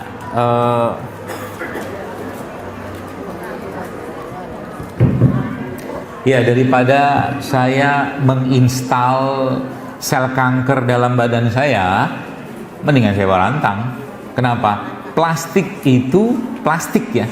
Semua jenis plastik sebagian besar. Meskipun ada yang orang sebutnya food grade, tapi plastik tetaplah plastik kalau saya. Cari amannya aja kalau saya. Jadi kalau Bapak Ibu misalkan pengen makan yang berkuah, beli sup ke mana, ke rumah makan segala macam, itu kan pakainya plastik. Saya ingat banget zaman dulu waktu saya masih kecil, kalau suruh beli lauk misalkan lagi nggak masak, saya bawa rantang. Nggak apa-apa, ribet sedikit nggak apa-apa. Tapi paling tidak saya tidak makan polimer dari plastik itu yang membuat itu mengonkan banyak sel-sel kanker dalam tubuh kita. Makanya kalau makan yang panas, makan di tempat aja, jangan bawa pulang. Ya. Kalau saya beli misalkan apa ya? Bakso. Emang nggak boleh makan bakso? Boleh. Karena saya suka yang bersagu-sagu, misalkan saya beli tekwan itu kan sagu tuh, itu saya bawa rantang. Gitu. Atau kalau yang makan yang panas-panas, coba lihat. Ada 2 bahan. Enggak. Pagi-pagi tuh, coba bayangin nih, pagi-pagi kita sudah makan plastik dan bahan pemicu kanker dalam tubuh kita yang berasal dari plastik. Satu lagi bahan yang lain namanya styrofoam. Di mana itu? Bubur. Bubur kan? Dialasin, coba pakai plastik, lagi panas kena plastik di situ. Subhanallah. Kita udah nggak mau lagi. Makanya masih mending kalau saya kayak gitu tuh saya bawa tempat ya. Ini belum kalau Anda beli styrofoam ya, misalkan Anda beli makanan pakai styrofoam dibungkusin sama dia, lagi panas kena di styrofoam itu cakep. Biasanya beli gorengan kan begitu sekarang kan? Atau kalau nggak pakai styrofoam pakai apa? Pakai kertas bungkus coklat itu dalamnya kan plastik. Berantakan badan kita jadi beneran. Bapak-bapak nih atau ibu-ibu pergi ke kafe atau pergi minum kopi, minumlah pakai namanya paper cup. Kan? Gelas kertas, itu bukan kertas, dalamnya plastik. Coba. Apa efek plastik kalau masuk ke badan? Nggak bisa diurai. Bisa. Parah efeknya kalau dijelasin panjang lebar, nggak kelar-kelar kita. Ya, lagi kopi lagi panas gitu kan, diseduh masuk ke paper cup, plastik semua kita makan itu. Belum lagi kalau paper cup masih ada kertas-kertasnya, yang kadang-kadang saya nggak habis pikir itu apa coba? Orang pakai gelas plastik beneran loh. Kopi lagi panas, teh lagi panas, masuk ke situ, mendingan saya nggak usah minum kalau itu. Kenapa? Nah, saya kasih tahu. Satu hal yang Anda perlu tahu, sayangilah badan Anda. Kalau Anda sudah mulai punya kata-kata ini, menyayangi badan, maka Anda, Bapak Ibu sekalian, mulai mikir apa yang masuk ke dalam tubuh Anda. Nggak mau sembarangan. Terlalu mahal badan ini untuk dimasukkan yang berantakan. Gitu. Ya, saya kadang bela-belain, misalkan saya mau beli apa yang agak panas, daun pisang pun saya beli. Pakai daun pisang. Saya kemarin tuh bikin apa ya? Adalah bikin talas ubi, apa? Bukan ubi, talas apa ya? Keladi kalau orang kampung bilang kan, talas. Itu saya goreng pakai minyak kelapa, saya masukkan dalam tempat gitu, saya alasin pakai daun pisang. Wangi jadi dia. Gitu ya. Nah, sudah kan 4 tadi kan penggantinya sudah semua ya. Itu saja kalau Bapak Ibu mau kerjakan mulai rutin, percayalah sama saya, tidak butuh waktu lama-lama. Paling sebulan itu sudah mulai tampak berubah, nyeri berkurang, pusing berkurang, ya moodnya makin bagus. Apalagi dengan catatan gini, misalkan Anda sudah mulai memasukkan lebih banyak serat ke dalam tubuh Anda. Serat itu kita bisa dapatkan dari mana? Banyak. Paling gampang dari buah-buahan dan sayur-sayuran, tapi jangan di jus, dimakan. Jadi buah-buahan itu bagusnya dimakan, potong. Jangan di jus. Kenapa jangan di jus?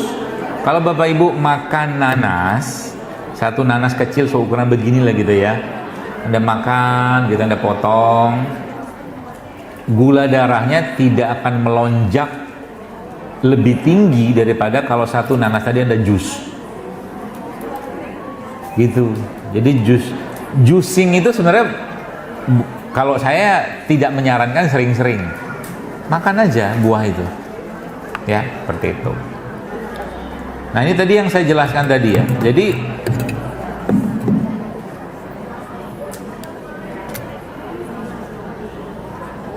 tadi ada janji saya apa tadi?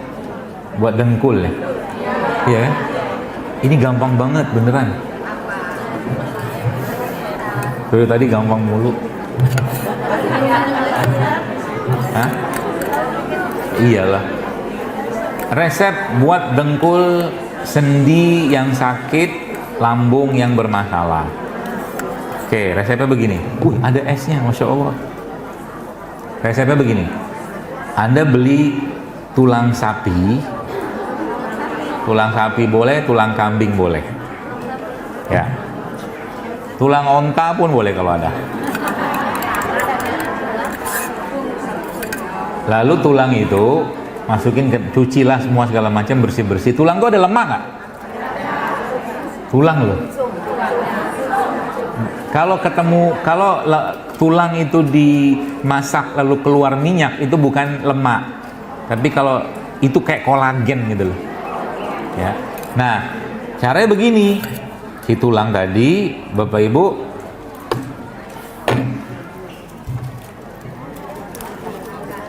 iya pandang.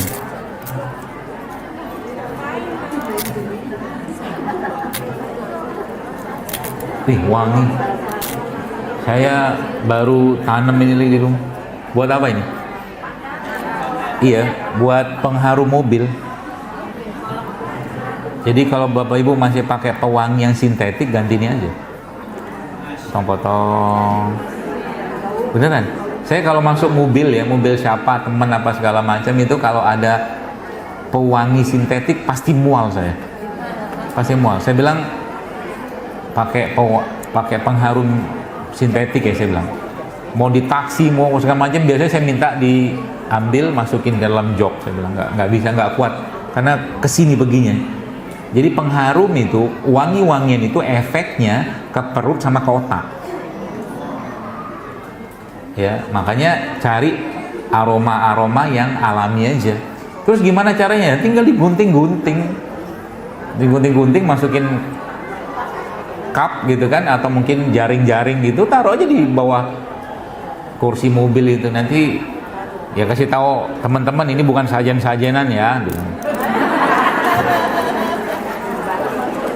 Wangi itu di mobil saya itu ada depan, ada belakang, ada, jadi masuk situ syup, enak wanginya gitu. Nah, tulang tadi, tulang kambing, tulang sapi tadi itu Anda godok, masukin air, dalam airnya sekalian Anda tambahkan rempah-rempah, bumbu-bumbu, entah itu jahe ya, kunyit juga boleh, lada hitam, kayu manis, pokoknya kayak bikin sup ya. Caranya, katakanlah beli tulang tuh murah lah, mungkin nggak semahal daging kan.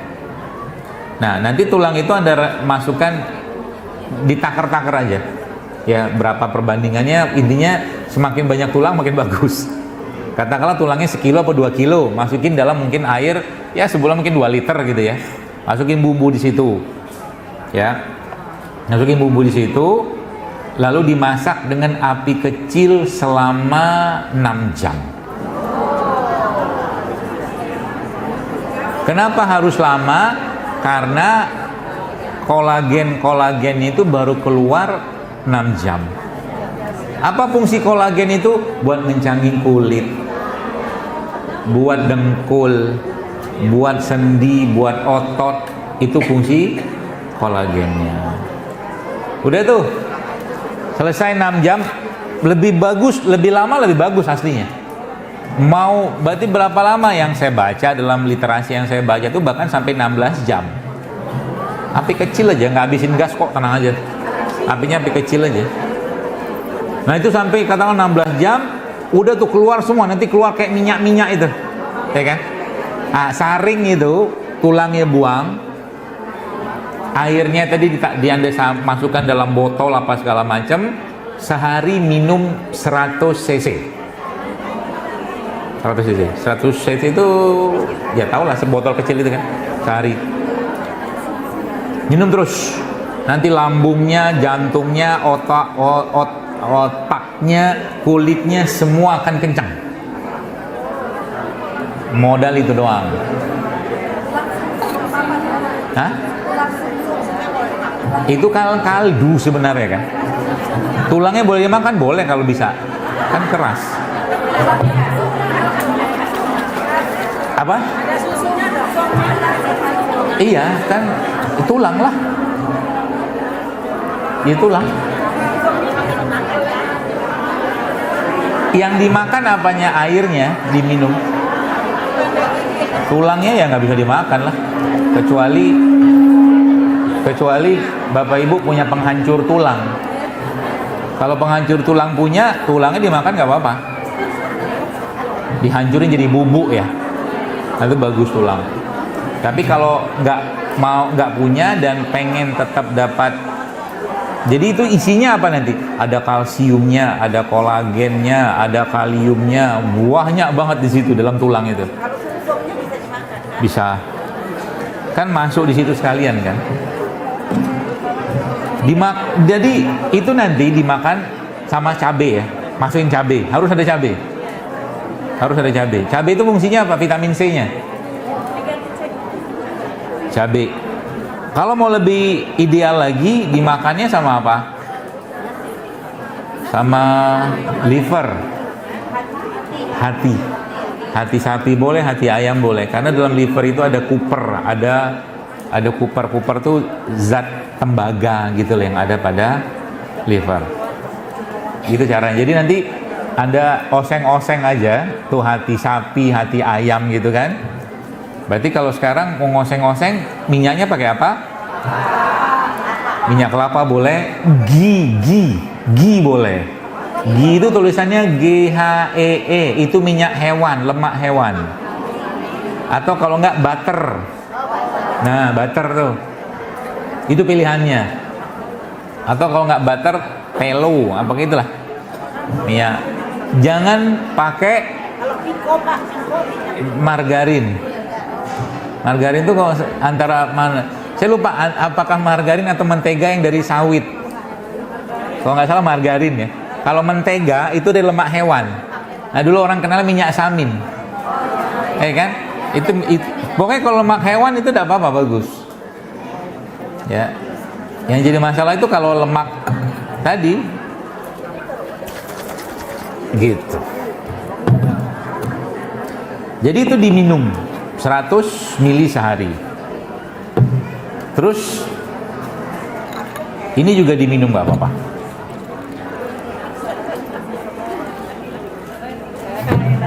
Saya mau minum dulu.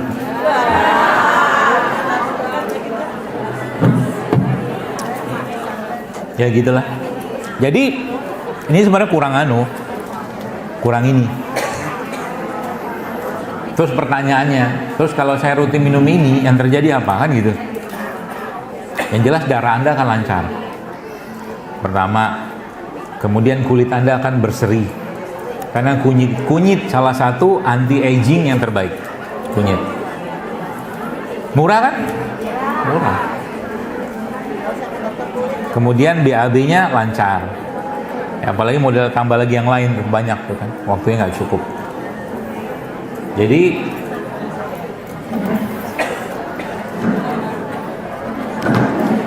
ini juga. Ini apa nih?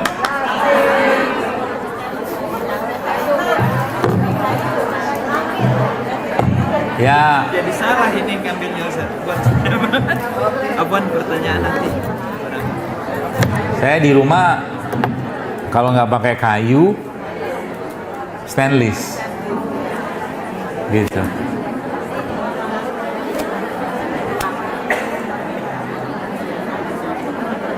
Teflon pun jangan. Teflon tuh kalau sudah luka dia, nggak bagus lagi udah. Pakai tanah liat, sutilnya pakai yang kayu, selesai. Iya kan? Sutil namanya kan? Apa? Centong apanya itu? Udah, kan nggak ribet-ribet kan? Iya. Teflon tuh sudah banyak penelitiannya, beneran. Makanya sekarang sudah mulai beralih orang ke keramik atau besi itu. Ya, yang lempengan biasanya orang-orang yang bikin martabak itu kan besi itu. Itu namanya iron cast. Oh, itu mahal. Tapi kalau Anda beli bisa tahan sampai tahunan itu. Satu yang begini iron cast itu bisa 5 jutaan kalau yang bener iron cast ya. Tapi pakai tanah liat cukup lah. Jadi masak di rumah semua pakai tanah liat, mangkoknya. Kalau pengen agak sedikit modern gitu ya, pakai apa? Pakai keramik boleh, pakai gelas atau beling boleh. Berarti disingkirin pelan-pelan itu. Yang plastiknya singkirin apa gitu ya. Seperti itu. Gampang kan? Gampang. Terus ini resep ini buat apa? Nih misalkan ya bilang. Ya tadi sudah jelaskan ya. Bisa nggak buat asam urat? Bisa. Buat kolesterol bisa? Bisa. Buat diabetes bisa? Bisa. Kalau diabetes malah saya biasanya lebih sarankan nggak usah pakai madu sekalian.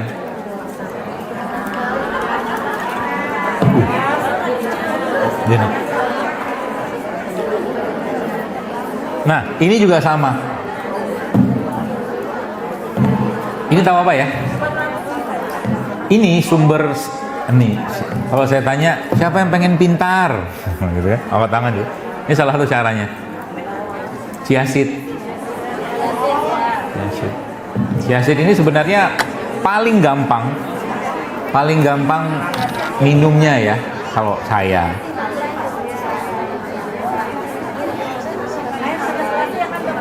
Beda sama selasi, kandungannya pun beda.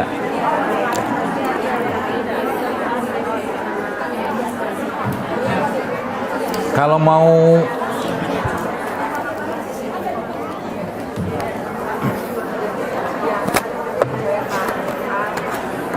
jadi chiaseed ini Bapak sekalian sebenarnya bukan produk lokal Indonesia sih.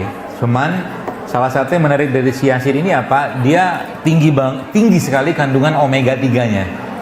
Omega 3 itu salah satu yang sangat bagus dalam menjaga jantung, otak, ya, meningkatkan kecerdasan. Itu ada pada chiaseed. Indonesia punya nggak? Punya. Namanya apa? Kelor. Kelor. Ya kan daun kelor. Iya, daun kelor. Daun kelor itu kalau dibuka data-datanya kandungannya mirip sama minyak zaitun.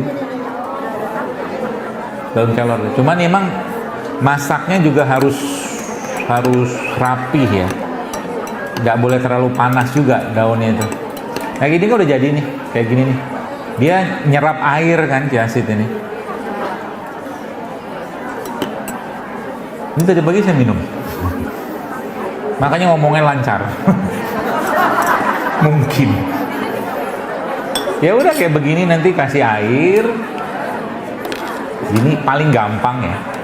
Kasih air begini. Terus Kepada saya Hah? Kasih jeruk begini.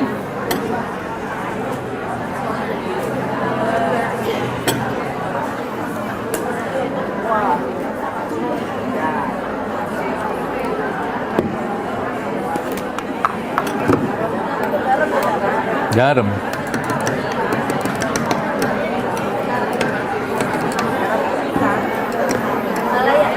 Buat apa ini? BAB lancar, otak kinclong, jantung oke, darah lancar. Modal ciasid doang.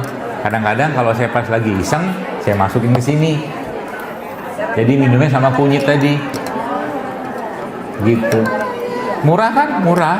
Dan ini pun maksudnya nggak gini loh. Kita tuh kadang-kadang sering sudah apa ya? Fobia bahwa hidup sehat itu mahal. Enggak, beneran. Kalau yang sudah tahu caranya justru malah sangat murah. Bahkan apa namanya itu, bahkan gratis. Apa cara hidup sehat yang gratis? Hah? Puasa. Puasa itu obat paling baik untuk segala penyakit, beneran. Jadi kalau Bapak Ibu mau sehat, banyakin puasa, titik, udah. Kalau turun sedikit, oke, saya belum bisa puasa karena godaannya banyak, kurangi makan, udah. Turun lagi sedikit, kurangi makan, habis itu apa? Makan yang benar. Jadi makan yang benar, yang sehat, ya. Banyakin puasa, olahraga, bahagia, udah selesai. Ya. Terus makanlah yang disebut-sebutkan Allah dalam Al-Quran misalkan, atau sebutkan Nabi dalam hadis. Misalkan apa? Habatus sauda, kurma, gampang. Pagi ini misalkan, tadi pagi saya sebelum kesini tadi banyak banget saya makan. Saya tadi pagi,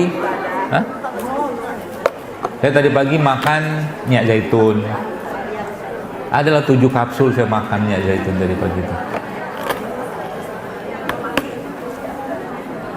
Terus saya makan, nih, kan tadi saya jelasin tentang tulang tadi kan pakai kaki ya, tulang. Ceker juga bisa. Ceker. Jadi ceker itu dibikin sup cekernya, dimasak pelan juga, nanti airnya diminum. Pakai cekernya pakai kaki ayam kampung aja.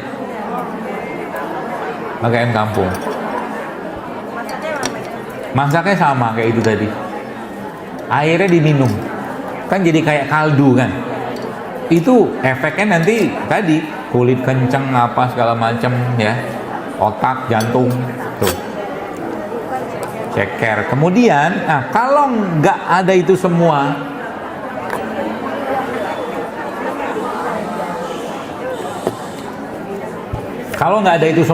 nanti saya ajarin cara lagi. Bagaimana caranya untuk jadikan tulang, jantung, otot, sendi kita kuat? Pakai 3 atau 4 resep ini. Tapi nggak bikin beginian aja. Bisa Anda pakai minyak zaitun. Kalau yang kapsul lebih gampang diminum. Sekali minum tuh mungkinnya 5 kapsul lah, oke. Kapsul minyak zaitun 5, minyak VCO 5. Kan nggak banyak. Sebenarnya kapsulan itu tuh nggak banyak juga kalau dibuka. Kadang-kadang sesendok aja nggak ada. Ya, zaitun 5 kapsul, VCO 5 kapsul, gamatnya 2 kapsul aja. Boleh. Saya ngomongin yang kapsul biar gampang ditelan. Ya. Terus tambah satu lagi. Kalau ada albumin itu dari telur atau dari ikan. Atau kalau enggak Anda cari kapsul albumin juga bisa.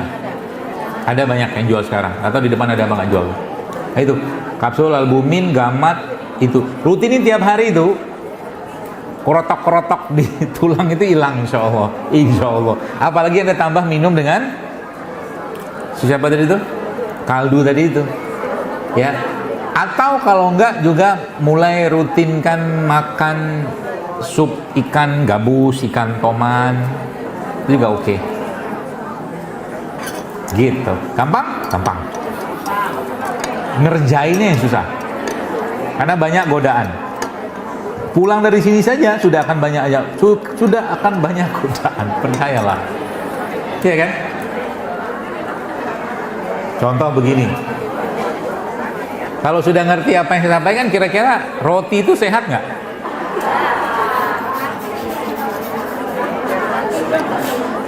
Kalau rotinya terigu, kan terigu tuh udah nggak ada serat. Tambah lagi apa di situ? Gula pasir. Tambah lagi apa? Margarin ya. Mentega kalau bahasa kita itu kan, yang dari minyak sawit itu. Double itu. Lemaknya ada, gulanya 2, diminum pakai teh manis.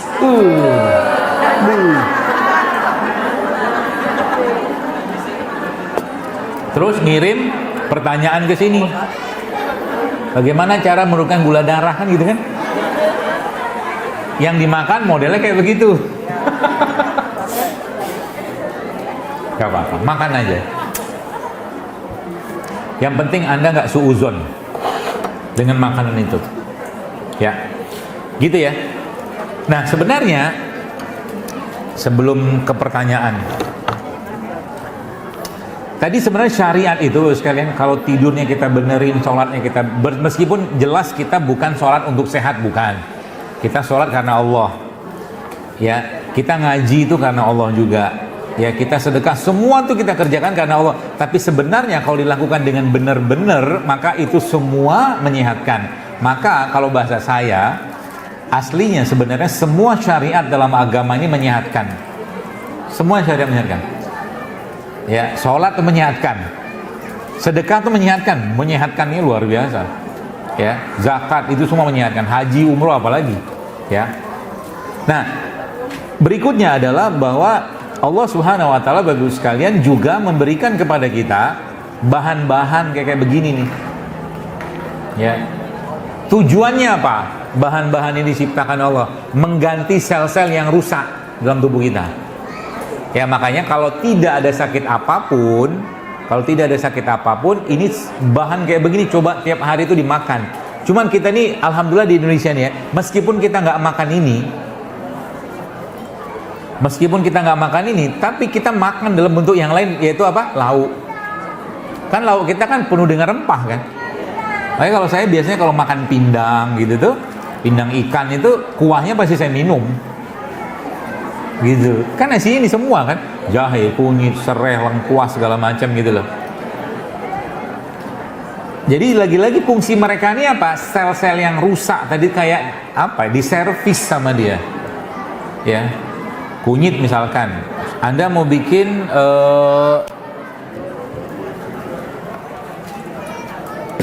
antibiotik misalkan, antibiotik versinya kita, pakai apa? Kunyit campurin lada hitam. Jadi misalkan kunyit segini nih, ya seginilah kurang lebih gitu kan, 2 telunjuk atau gini, kayak gini nih. Dikupas nggak? Kalau saya nggak. Yang agak-agak rusak gitu buang aja. Ya. Ngupas kunyit tuh, kalau ngupas jahe itu begini-begini aja ya kalau mau dikupas. Ya. Kalau pakai kulit, kalau saya lebih senang cuci bersih pakai sikat gitu kan, potong, atau kalau nggak digeprek, dihancurin, masukin air panas, kasih lada hitam 5 atau 7, hancurin, selesai. Itu jadi kayak antibiotik. 1. 2, misalkan lagi butuh misalkan imunitas misalkan, paling gampang apa? Bawang putih aja. Bawang putih itu Anda hancurin, ya hancurin cep gitu, diulek juga boleh, nggak apa-apa. Terus masukin ke dalam tempat gelas kayak begini atau mangkok kecil juga nggak apa-apa. Terus tambahin madu, aduk, telan aja, dorong pakai air. Ya. Bagus itu buat antibiotik, bagus banget. Ya. Tadi pagi saya makan, tapi bukan bawang putih, tapi bawang hitam.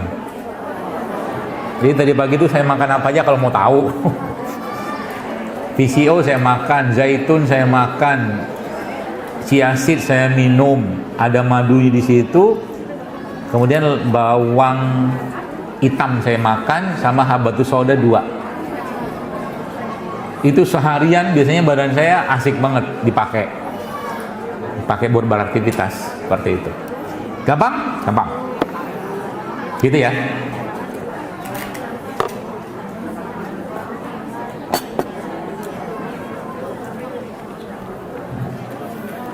Nih terakhir cerita biji-bijian, kacang-kacangan. Almond ini kan bukan kacang khas di kita, harganya juga lumayan. Kalau bisa makan, makan. Berapa banyak? Gak usah banyak-banyak. 7 butir aja sehari Anda makan, bagus.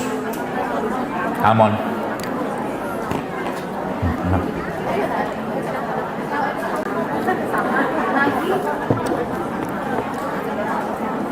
Kalau nggak ada, pakai kacang apa?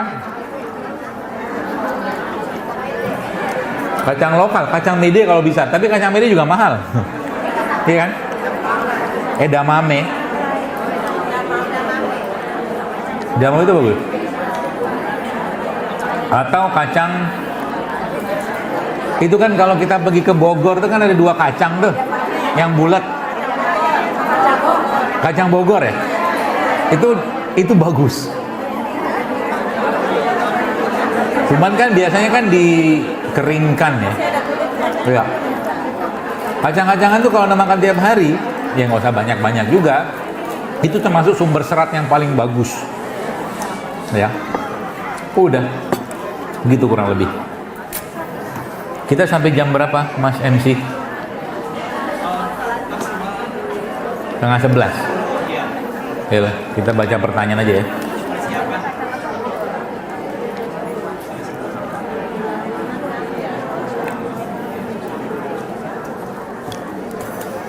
Baik, kita lanjutkan dengan pertanyaan saja. Apakah ada saran dokter untuk leukemia? Aslinya saya bukan asli, jarang dapatin kasus leukemia ini. Cuman sebenarnya ada satu tumbuhan ya, yang dia punya bahan yang nanti dicoba aja di rumah. Siapa tahu ya, bahasa itu siapa tahu Allah kasih kesembuhan kan. Tapi bahan itu secara data memang bagus untuk membantu orang-orang yang kena leukemia. Apa itu? Tapak darah. Iya, ada warna putih, ada warna pink. Duh. Nanti coba pakai itu.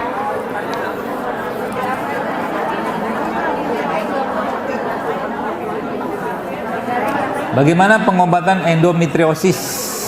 Ya kalau radang, semua peradangan itu, terutama radang-radang di saluran reproduksi ya. Saran saya, bahan utamanya pakai kunyit aja. Tadi kan sudah jelaskan tuh ada kunyit, ada hitam, atau mungkin kunyit serai jeruk nipis, itu coba aja pakai itu terus. Ya, sama kalau ada radang, maka kurangi semua yang berpotensi menyebabkan radangnya naik. Tadi saya jelaskan di awal tadi. Contoh tadi apa?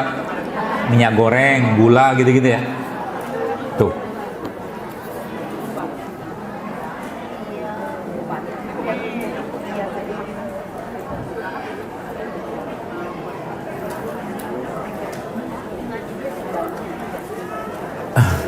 Pertanyaan susah-susah. Bukan susah dijawab, tapi gini loh. Ya, ada kaidah-kaidah penyakit itu yang tetap harus diperiksa. Maksud saya gitu. Jadi kalau saya jawab pun saya ngebayangin doang kondisinya gitu loh. Ya. Ini ada yang bertanya, beliau entah siapa, nggak tahu, entah beliaunya entah orang lain, pasca operasi, dan di situ disebutkan diagnosa itu cenderung ganas. Nah, pertanyaannya, apa herbal yang bisa dipakai? Gini, pengobatan yang paling bagus ya, kalau untuk semua jenis kanker, kata lain kanker, adalah puasa, beneran. Rutinilah puasa. Orang yang rutin puasa itu insya Allah badannya akan sangat-sangat sehat. Sel kanker semua akan mati. Itu satu. Yang pertama, yang kedua apa lagi? Makanannya diperbaiki. Kemudian dia olahraga, kena matahari, tidur yang benar. Ya, itu juga akan mengurangi atau memperbaiki kondisi itu. Nah, kalau sudah ada kecenderungan ganas itu misalkan, puasa itu akan memperlambat katakanlah gitu kondisi perburukannya, ya, ditambah dengan makan yang benar, dan ini sama ini dibenerin. Berarti kalau untuk herbalnya katakanlah yang kita bisa pakai untuk urusan perkankeran kayak begini, pakainya apa? Banyak banget. Bisa pakai kunyit putih, ya, bisa pakai keladi tikus, ya, bisa pakai sarang lebah, sarang semut, sarang semut. Tahu kan sarang semut kan? Nanti coba lihat herbal sarang semut, dia bentuknya kayak kayu pohon gitu. Itu juga punya efek anti kanker.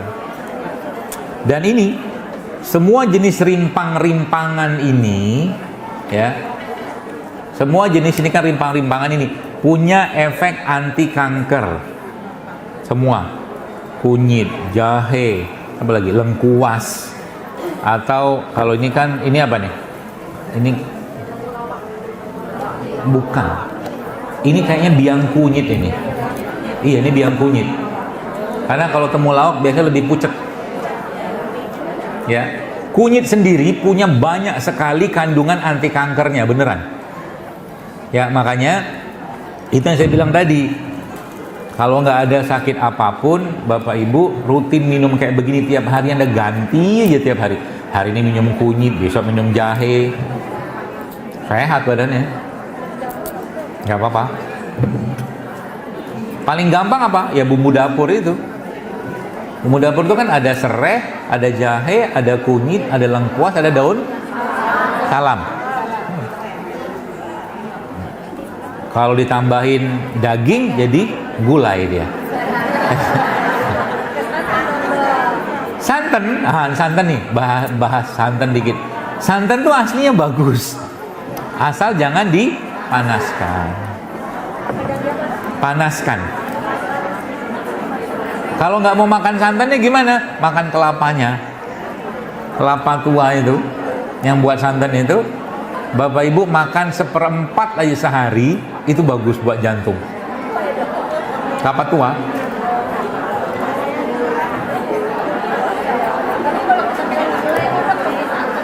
Hah? Apa? Hah?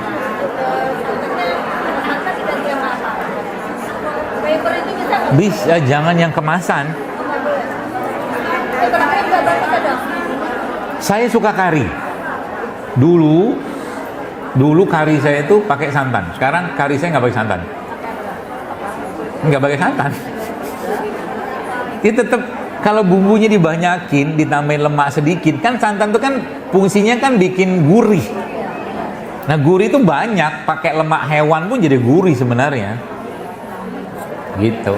Lupa ada satu apa gitu yang bisa diganti buat. Tapi intinya gini, kalau santannya tidak terlalu, cuman kan kalau ibu-ibu kan masak, kalau santan kan dipanasinnya semakin panas semakin enak dia kan. Nah, itu masalahnya. Nah, itu dia.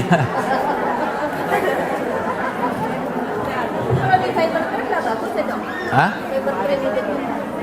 Kemasan. Kalau sudah kemasan gak usah dibahas. Jangan tanya kemasan. Kemasan itu sudah pabrikan, terus di situ ada pengawetnya, gak usah tanya saya lah. Gak masuk pertanyaannya.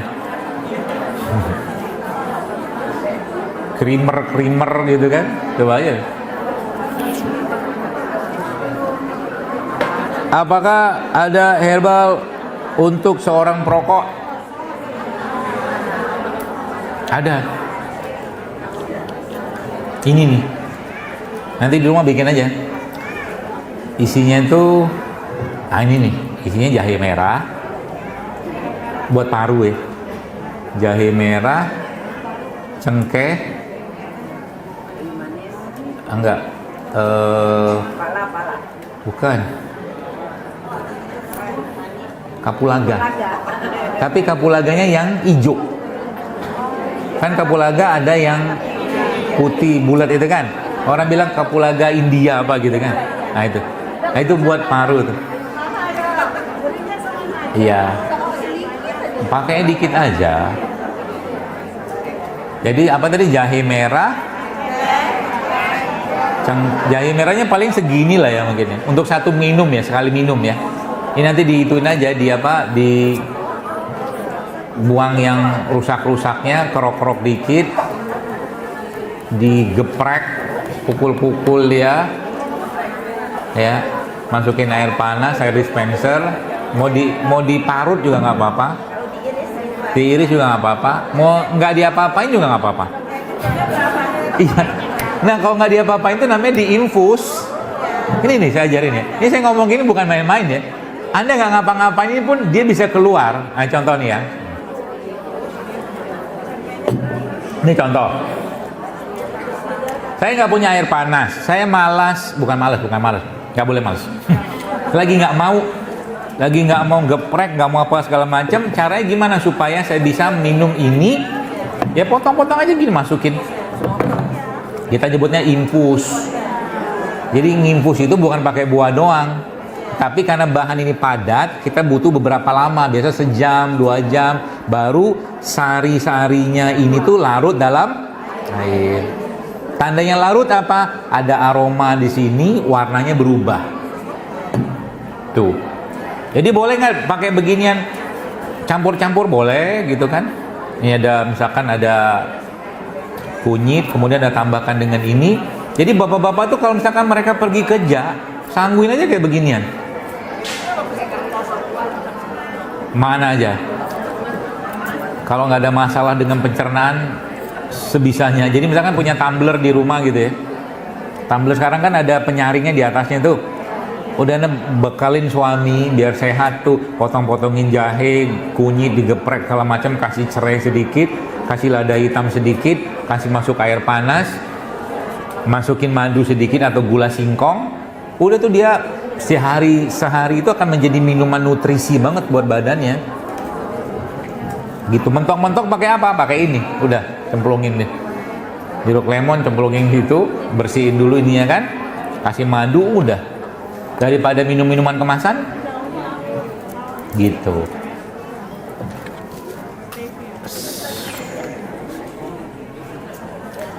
Apa kiat? Apa saran untuk mengobati darah tinggi? Banyak. Air kelapa bisa, jalan kaki bisa, puasa bisa. Apa lagi?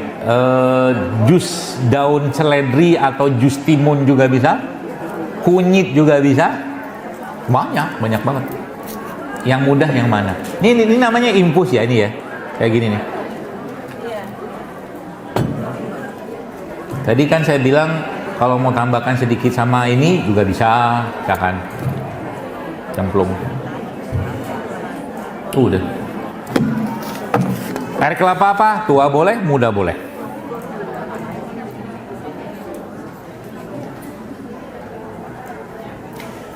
Bapak, Assalamualaikum Bapak. Waalaikumsalam Ibu. Apakah boleh minum rebusan air daun kelor setiap hari? Kalau ditanya boleh atau enggak, boleh aja. Toh Anda kadang-kadang ada orang yang tiap hari makan sayur kan. Sayur itu aja, sehat-sehat aja. Cuman ketika itu sudah terlabeli dengan obat, kita jadi ketakutan. Gitu. Jadi boleh nggak? Boleh. Cuman kita harus tahu juga. Misalkan daun kelor itu efeknya apa? Dia bisa menurunkan tensi. Menurunkan tensi, dia banyak manfaatnya kelor itu. Sebenarnya dia buat mengganti sel-sel yang rusak, itu berlimpah ruah manfaatnya. Ya. Cuman kalau saran saya, ganti-ganti aja sayurnya. Atau daun rebusannya itu ganti-ganti aja. Sirih bagus nggak? Sirih itu juga bagus. Nah, salah satunya nanti di rumah ambil sirih. Misalkan apa nih? Anggaplah ini daun sirih. Anggaplah. Ini kan malam-malam mau tidur, masukin daun sirih, gitu. Paginya nanti diminum. Efeknya apa? Nggak air biasa aja. Efeknya apa? Bersihin paru, dia buat apa? Kewanitaan, darah tinggi, badan jadi wangi nanti. Gitu.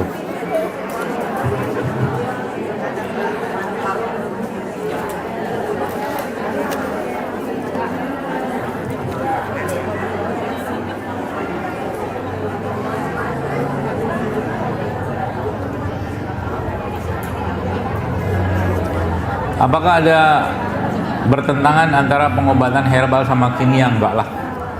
Ini minum aja. Tapi yang paling utama, Bapak Ibu sekalian, sebenarnya Anda tidak perlu obat apapun. Bahkan herbal sekalipun, asal pola hidup Anda benar. Dah, titik. Ya, berarti kalau orang sudah makannya benar, dia puasa, dia olahraga, dia bahagia. Maka ibu-ibu nih, nanti coba bikin bikin klub wanita penghuni surga judulnya. Namanya gitu. Ngapain? Ya kajian, taklim segala macam. Nah, jangan lupa, Anda juga perlu bermain. Beneran loh. Saya baca di beberapa penelitian ya.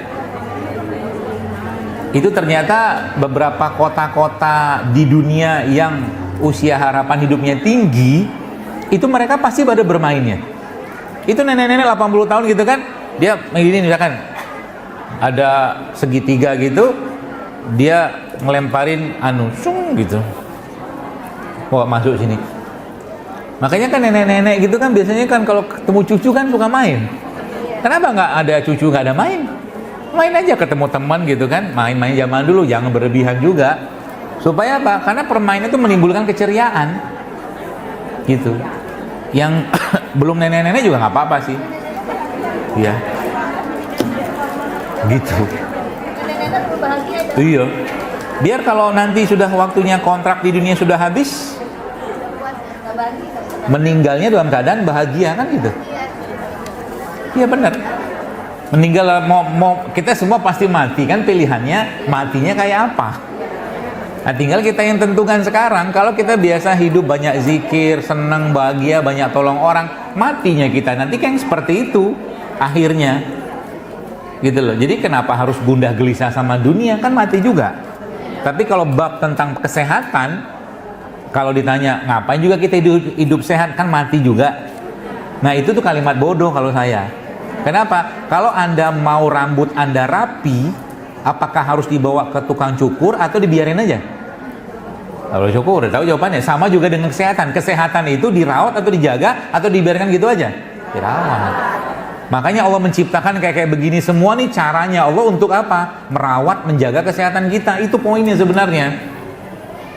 Ya, sehingga zaman dulu ini rempah-rempah kayak begini lebih mahal daripada emas. Sekarang emas lagi naik-naiknya nih. Ya, lebih mahal. Ya, kenapa? Karena mereka tahu berharganya ini. Kunyit hitam, wah kalau Anda tahu kunyit hitam, mahal harganya, bisa 400-500 ribu sekilo kunyit hitam itu. Ya, pernah lihat kunyit hitam? Dia kunyit kayak begini, cuman dalamnya ada sedikit kayak gelap. Nanti dilihat aja di internet banyak kok. Itu salah satu kunyit terbaik, anti kanker, antioksidan. Ini pun antioksidan juga banyak dalam ini. Ya.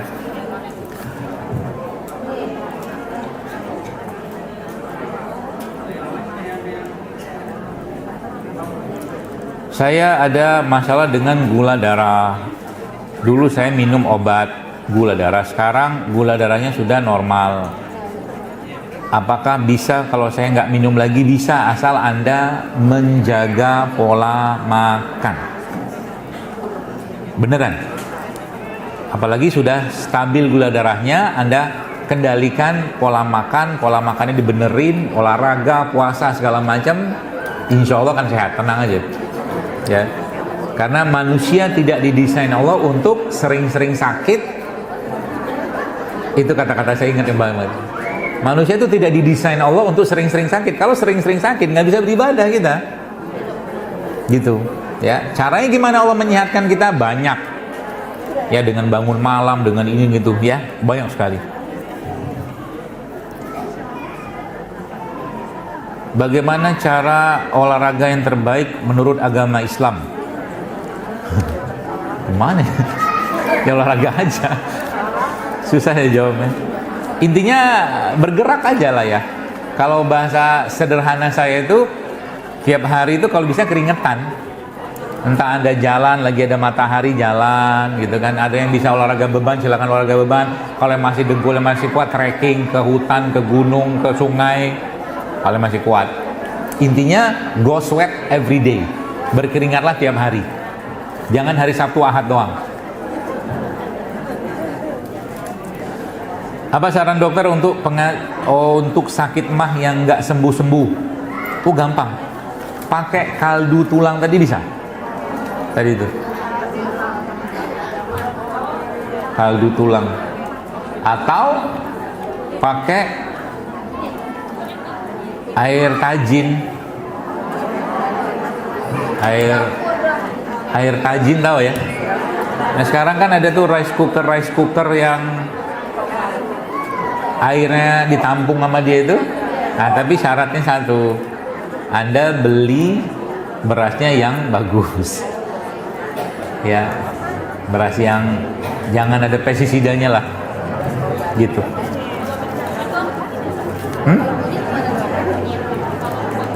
Kunyit beberapa ada yang nggak cocok.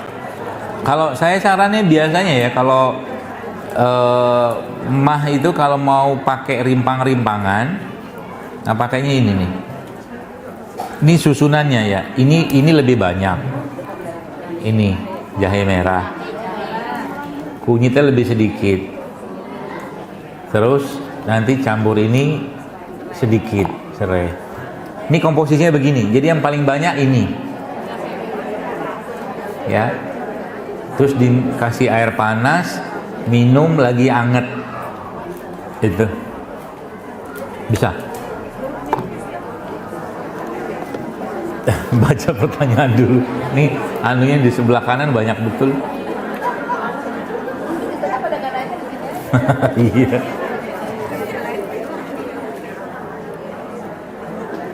Apakah orang yang punya riwayat darah tinggi akan minum obat seumur hidup? Ini pertanyaan bagus tapi menjebak. Saya nggak suka dibentur-benturkan ya dengan berobat di luar sana, karena berobat itu walau bagaimanapun kesembuhan itu bukan milik kita, milik Allah, titik gitu loh. Tapi kesembuhan itu adalah sesuatu yang sebenarnya Allah mudahkan buat kita ya. Tadi saya jelaskan tadi berbagai cara, katakanlah darah tinggi. Anda mulai rutin puasa aja. Rutin puasa, tiap hari jalan kaki, ya, makan yang sehat. Percayalah, tekanan darah itu akan turun, percayalah. Jaga hatinya, ya. Cuman kan nggak semua orang bisa melakukan itu. Kadang-kadang dengan berbagai macam alasan, ya. Jadi kalau ditanya apakah darah tinggi itu bisa sembuh, saya akan jawab iya, bisa sembuh. Kenapa? Saya berpatokan pada kalimat Nabi. Nabi bilang apa? Bahwa hanya ada 2 penyakit yang bisa sembuh. Likulli da'in dawa. Berobatlah kalian, sesungguhnya setiap penyakit itu ada obatnya, kata Nabi SAW. Cuman ada 2 penyakit yang tidak bisa sembuh, yaitu apa? Ya, pikun sama mati. Udah. Pakai saja dasar dari hadis ini untuk memperbaiki diri kita. Supaya apa? Supaya muncul keyakinan. Sekian banyak, sekian luas bumi ini, masa sih nggak ada obat gitu loh. Obat yang terbaik itu sebenarnya apa? Dari diri kita sendiri. Jantungnya sudah mulai dijauhkan dari curiga, hati dijauhkan dari buruk sangka, dari dendam, kesombongan. Karena penyakit terbesar itu justru malah dari situ. Ya, seperti itu. Satu pertanyaan lagi. Sudah 10:30. Bagaimana cara mengatasi haid yang bagaimana cara menjaga agar haid teratur? Paling gampang resepnya pakai ini nih. Ini. Kunyit, serai sama ini. Kunyit, serai. Jadi gini, ini dipotong-potong-potong, geprek, hancurin, kasih air panas, udah agak hangat, masukin air jeruk nipis, kasih madu, minum tiap hari. Ya 2-3 kali, 2 hari lah, 2 kali sehari, pagi sama sore atau malam. Itu insya Allah akan membantu banget buat masalah perhaitan. Gitu.